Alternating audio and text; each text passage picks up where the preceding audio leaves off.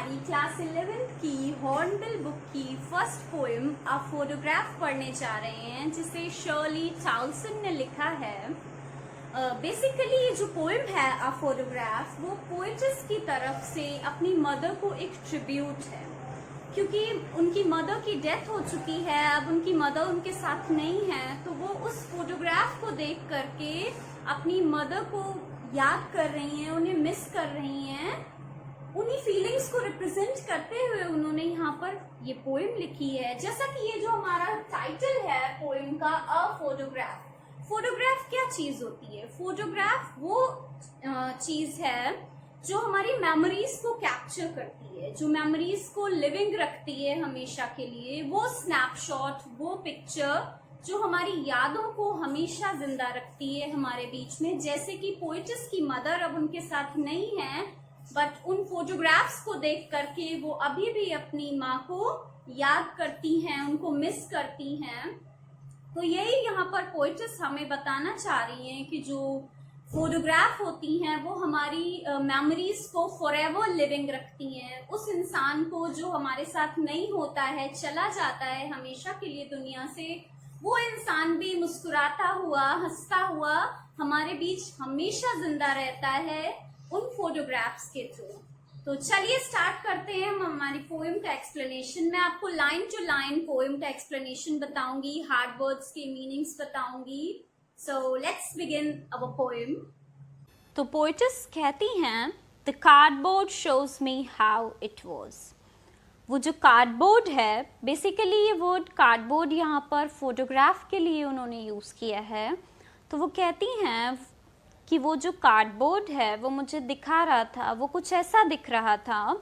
When the two girls cousins went paddling। ये photograph तब की है जब वो दो गर्ल्स जो कि आपस में कजिन्स हैं, वो पैडलिंग के लिए गई। पैडलिंग क्या होता है? जब हम समुद्र के किनारे जहाँ पर कम पानी होता है, उसमें हम बेयर फुटेड, हल्के पानी में जब नंगे पैर चलते हैं तो उसे पैडलिंग कहते हैं। तो मतलब ये उस बीच की, समुद्र के किनारे की फोटोग्राफ रही है जो मैं अभी देख रही हूँ, तब की जब दो गर्ल्स जो कि आपस में कजिन्स हैं वो समुद्र के किनारे पैडलिंग के लिए गई थी। Each one holding one of my mother's hands. और दोनों ने ही मेरी माँ का हाथ पकड़ रखा था।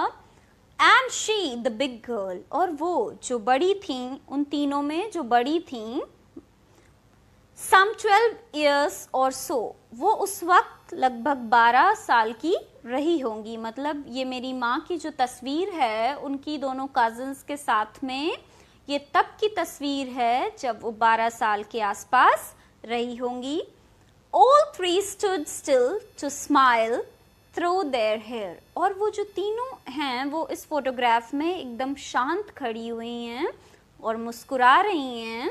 थ्रू देयर हेयर, कैसे मुस्कुरा रही हैं? क्या होता है जब हम बीचेस पे होते हैं, समुद्र के किनारे होते हैं, वहाँ पर जब हवाएं चलती हैं तो हमारे बाल उड़ने लगते हैं। तो इस फोटोग्राफ को देख करके पोएटिस कह रही हैं कि उनके हेयर्स जो हैं वो उड़ रहे हैं और उन बालों को संवारते हुए वो तीनों ही मुस्कुरा रही हैं। At the uncle with the camera. और पहले के समय में फोटोग्राफ्स हम फोन से तो नहीं क्लिक करते थे, तो वहाँ पर कैमरामैन्स घूमते रहते थे, वो लोग फोटोज क्लिक करते थे, तो वो बोलते थे थोड़ा सा मुस्कुराइए। तो उनकी तरफ अपनी फोटो क्लिक करवाने के लिए ही वो तीनों मुस्कुरा रही हैं उन अंकल की तरफ देख करके, जो कि उनकी फोटोज क्लिक कर रहे थे। A sweet face my mother's That was before I was born। और ये तस्वीर मेरी माँ की, जो प्यारा सा मेरी माँ का ये चेहरा है, ये तब का है, ये तस्वीर तब की है जब मेरा जन्म भी नहीं हुआ था। मतलब मेरे जन्म के पहले की ये तस्वीर है। And the sea which appears to have changed less। और इस समुद्र को देख करके लग रहा है जो आज भी बहुत कम बदला है। बेसिकली इस लाइन से यहाँ पर पोएटिस हमें ये बताने की कोशिश कर रही हैं कि जो चीज़ें इमॉर्टल होती हैं, जो नेचुरल होती हैं, समय का प्रभाव उन पर कम पड़ता है, वो समय के साथ कम परिवर्तित होती हैं in comparison to those things जो मॉर्टल होती हैं। वो समय के साथ ज़्यादा बदल जाती हैं, उनके फिजिकल अपीयरेंस में ज़्यादा बदलाव आ जाता है। तो ये समुद्र जो है वो कम ही बदला है समय के साथ। Washed their terribly transient feet, और वो समुद्र जब बार बार उनके पैरों की तरफ आ रहा था तो उनके ट्रांजिएंट फीट, यहाँ पे वर्ड ट्रांजिएंट यहाँ पर रिप्रेजेंट कर रहा है शॉर्ट लिव्ड को। वो बोल रही हैं कि जो ह्यूमन होते हैं वो शॉर्ट लिव्ड होते हैं, मतलब वो मॉर्टल होते हैं, समय के साथ नष्ट हो जाते हैं। जैसे कि आज मेरी माँ जो हैं वो हमारे बीच में नहीं है, मतलब वो शॉर्ट लिव्ड हैं, वो मॉर्टल थी। इंसान मॉर्टल होते हैं, इसलिए वो आज हमारे बीच में नहीं है। तो उनके पैरों को वो समुद्र बार बार वॉश करके जा रहा था। देखते हैं सेकंड स्टैंजा में यहाँ पर पोइटस ने क्या कहा है।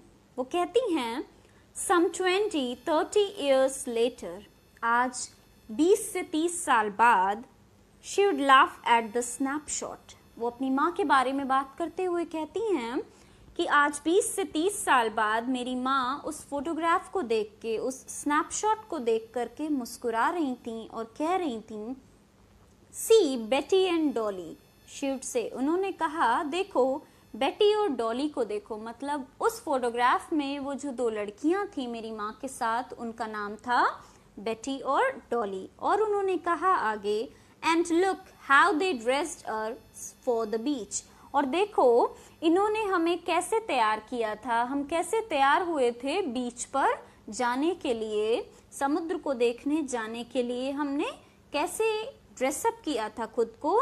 इस फोटोग्राफ को देखो, वो देख देख के वो मुस्कुरा रही थी। The C holiday was her past, वो जो सी हॉलीडे थी, मतलब समुद्र पर जाकर के छुट्टियां बिताना जो था, वो मेरी माँ के लिए उनका पास्ट था, जिसको याद करके वो मुस्कुरा रही थी।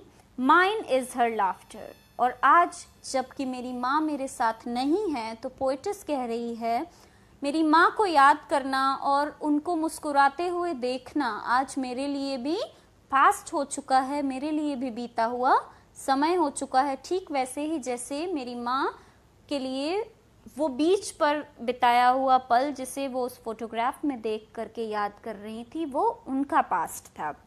Both wry with the laboured ease of loss, और हम दोनों ही, मतलब मैं और मेरी माँ, हम दोनों ही, राय का मतलब यहाँ पर है चेहरे की ऐंठन से, जो चेहरे का पीलापन होता है जब हम कुछ खो देते हैं, उसे हम याद करते हैं, उसे वापस पा नहीं सकते, तो एक अलग सा एक्सप्रेशन होता है हमारे चेहरे पर।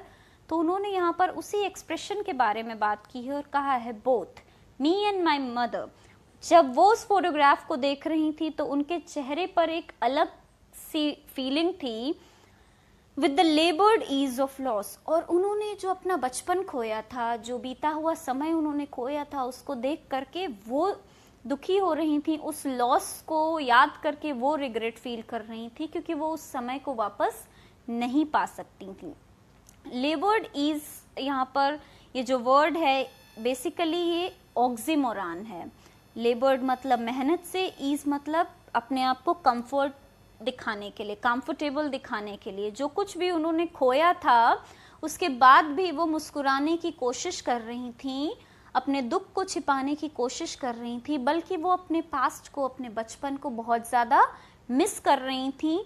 ठीक वैसे ही जैसे आज मैंने अपनी माँ को खो दिया है, आज मेरे साथ मेरी माँ नहीं है, फिर भी मैं ज़िंदगी में आगे बढ़ रही हूँ, उन्हें याद करती हूँ, फिर भी मैं अपने आप को कंफर्टेबल दिखाने की कोशिश करती हूँ। इतना सब कुछ खोने के बाद फिर भी मैं अपने आप को ईजी दिखा रही हूँ। तो वो जो चेहरे पर मेरी जो फीलिंग है वो बिल्कुल आज वैसी ही है जैसी उस वक्त उस फोटोग्राफ को देखते हुए मेरी माँ की थी।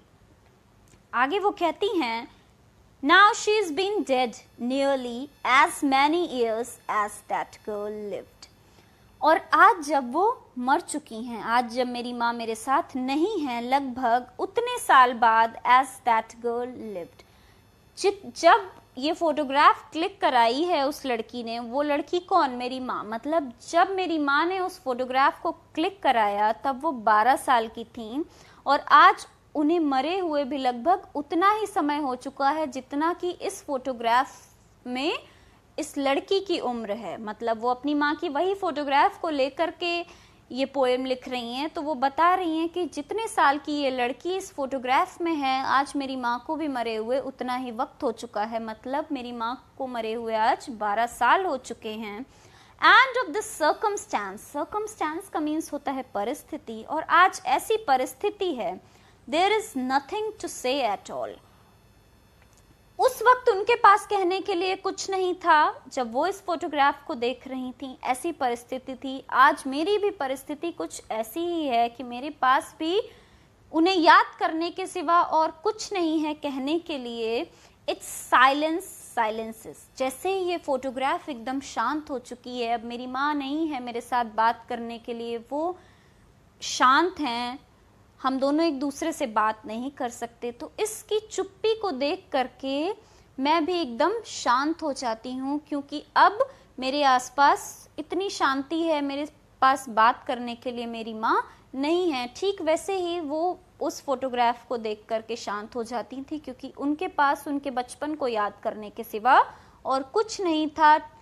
आज मेरे पास भी मेरी माँ को याद करने के सिवा और कुछ नहीं है। मैं इस फोटोग्राफ को देख लेती हूँ, उनको याद कर लेती हूँ, और मैं फिर चुप हो जाती हूँ, शांत हो जाती हूँ, क्योंकि मेरे पास अब वो बात करने के लिए नहीं है। सो आई होप आपको ये पोएम समझ में आ गई होगी।